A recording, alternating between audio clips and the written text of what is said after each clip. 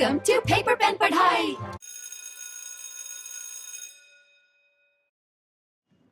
तो question 1 solve करेंगे हम। क्वेश्चन 1 में हमें ये गिवन है और हमें के की वैल्यू बतानी है। सो अल्फ़ा प्लस बीटा होता है हमारा minus B by, alpha beta होता है हमारा C by. So minus B by हो गया हमारा -6/3 -2 और सी बाय हो गया हमारा k/3। अब इसको इसमें पुट करेंगे हम तो हो जाएगा हमारा -2 प्लस k/3 इक्वल्स -2/3। हो जाएगा -6 प्लस k/3 इक्वल्स -2/3। तो 3 से 3 कैंसिल हो गया तो k हो गया -2 प्लस 6, k की वैल्यू हो गई 4। तो ऑप्शन डी हमारा करेक्ट है। अब इसमें आएंगे, हमें गिवन है x = 1 और y = 2, सॉल्यूशन है of this equation and this equation. अब हम इसमें दोनों वैल्यूज को पुट करेंगे 1, 2, ये x है y है। इक्वेशन 1 में पुट करेंगे पहले हम, तो हो जाएगा 2 × 1 -3 × 2 प्लस a = 0 हो जाएगा 2 -6 प्लस a = 0। a की वैल्यू आ रही है हमारी 4 क्योंकि ये -4 हो जाएगा, यहाँ पे जाके +4 हो जाएगा। अब इक्वेशन 2 में हम डालेंगे 1, 2 तो हो जाएगा 2 × 1 प्लस 3 × 2 माइनस b = 0 हो जाएगा 2 + 6 माइनस b = 0। ये हो जाएगा b = 8। सो a 4 है, b 8 है।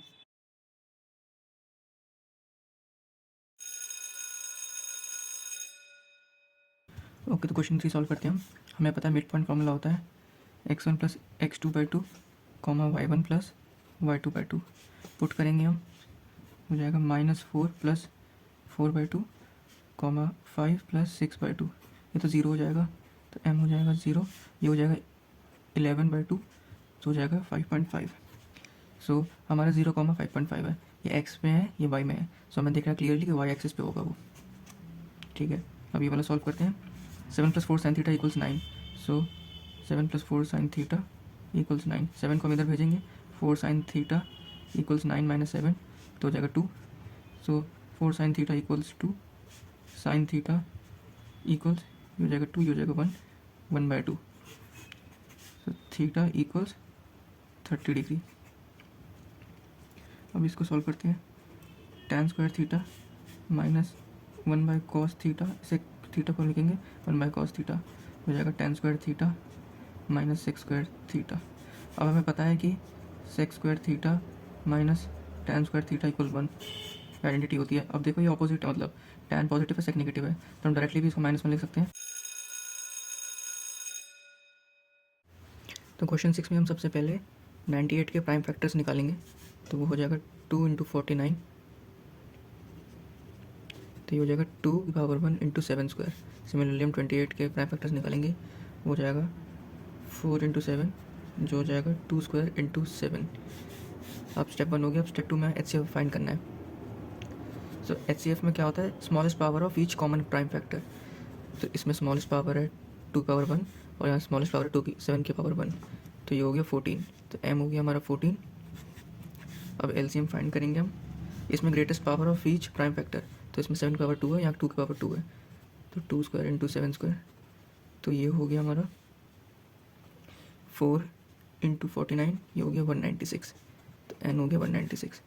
अब हमें n - 7m फाइंड करना है, तो 196 - 7 × 14, ये हो जाएगा 196 - 98, ये हो जाएगा हमारा 98। सो ऑप्शन सी करेक्ट है। अब इसमें आएंगे tangents drawn at extremities of diameter of circle are always. तो हम इसे विजुलाइज करते हैं।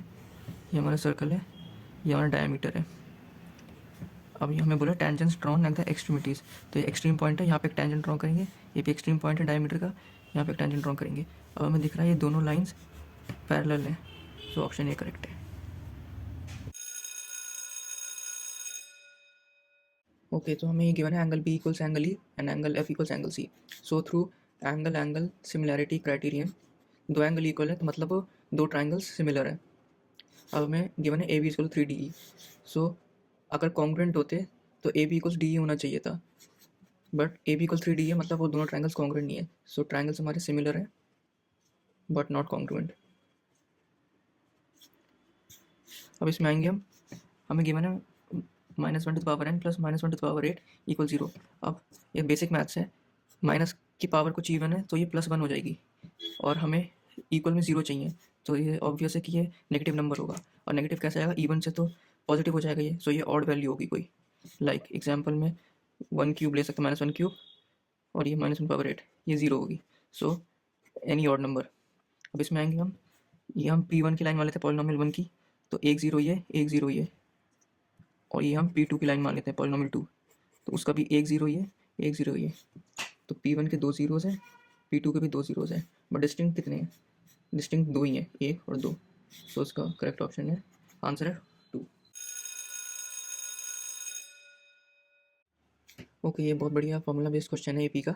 इसमें हम ये फॉर्मूला यूज़ करेंगे, AN = SN - SN-1। So A2 हो जाएगा हमारा S2 - S1। ठीक है, तो S2 निकालेंगे हम पहले, हो जाएगा 2 × 2² + 3 × 2 हो जाएगा 2 × 4 + 6, ये हो जाएगा 14।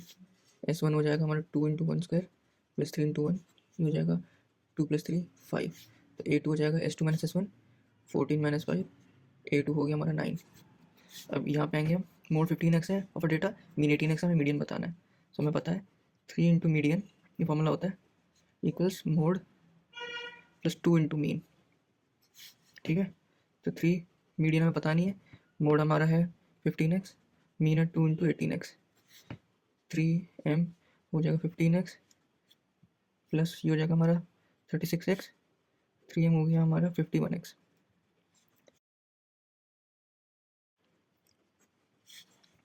सो हमारा मीडियन हो जाएगा 17x।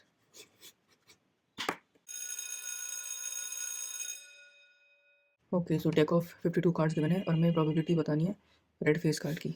सो सबसे पहले हम समझते हैं कि रेड कार्ड्स में क्या क्या होता है। तो रेड कार्ड्स में होता है hearts and diamonds. So hearts में 3 टाइप के कार्ड्स होते हैं, किंग, क्वीन, जोकर। डायमंड्स में भी 3 टाइप के कार्ड्स होते हैं, किंग, क्वीन, जोकर। तो टोटल, और ये फेस कार्ड्स होते हैं। सो रेड के अंदर 2 टाइप्स की कैटेगरी होती है, उसमें 3 टाइप्स के फेस कार्ड्स होते हैं। तो टोटल हमारे फेस कार्ड्स हो गए 6। हमें प्रोबेबिलिटी का फॉर्मूला पता है, number of favourable outcomes upon total outcomes. So favourable है हमारे 6 और टोटल है हमारा 52। सो ये हो जाएगा हमारा 3/26। सो ये हमारी प्रोबेबिलिटी हो गई। अब इसमें आएंगे, हमें पता है √3 की वैल्यू अप्रॉक्स 1.732 होती है एंड √5 की वैल्यू अप्रॉक्स 2.236 होती है। ये सब वैल्यूज़ थोड़ी याद रख लेना, 1 to 10 तक जितने भी रूट्स की वैल्यू याद रख पाओ तो उसे डायरेक्टली सॉल्व हो जाएगा ये क्वेश्चन। सो अब इसमें हम पुट करते हैं, इसके बीच में वैल्यू चाहिए हमें। सो अगर ये डालोगे तो ये तो इस साइड पर आ रही है, ये छोटी वैल्यू है, ये नहीं हो सकता, और वैसे भी √2 है ऑलमोस्ट, और 2.236 2.326 पावर, इसका मतलब है 2.32626 ऐसे चलता जाएगा। सो हम देखते हैं, ये इस वैल्यू से बिगर है ये वाली वैल्यू, सो ये भी नहीं हो पाएगा। पाई 3.14, पाई भी बिगर है, ये भी नहीं हो पाएगा। 1.857 ये इसके बीच में है, सो ये वैल्यू हो जाएगी। सो ये करेक्ट ऑप्शन है।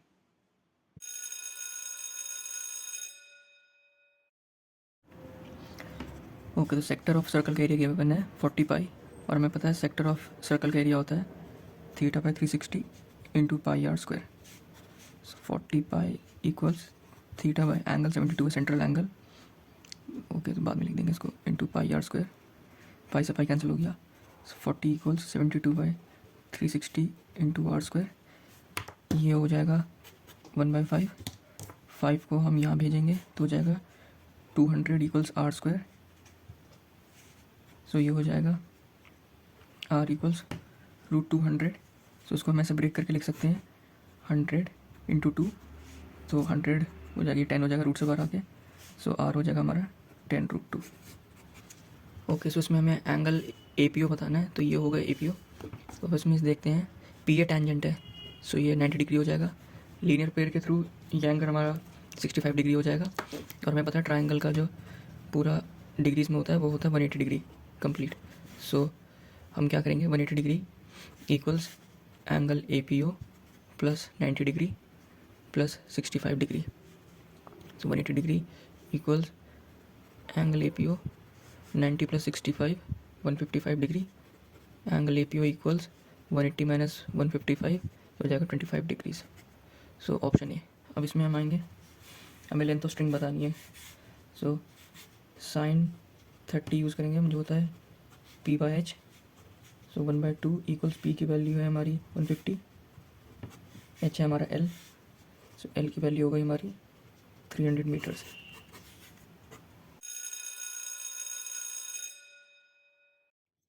ओके, सो हम लास्ट क्वेश्चन पे आ गए हैं, जल्दी जल्दी खत्म करते हैं। हमें गिवन है एक वायर 20 मीटर लॉन्ग है, bent to form an arc of a circle of radius 60 by pi centimeter, angle subtracted by the arc at the center of circle। सो हम ये फॉर्मूला यूज़ करेंगे, l है हमारा 20, थीटा बाई 360 इंटू 2 पाई, और radius हमारा 60 by pi, पाई से pi cancel हो गया। सो 20 हो जाएगा हमारा थीटा बाई 360 इंटू 2 इंटू 60 120, ये हो जाएगा 3 यहाँ पे आएगा, 20 के पास जाएगा तो मल्टीप्लाई हो जाएगा, तो थीटा होगा हमारा 60। So option B. अब ये है probability of selecting a number at random from 1 to 20 is 1।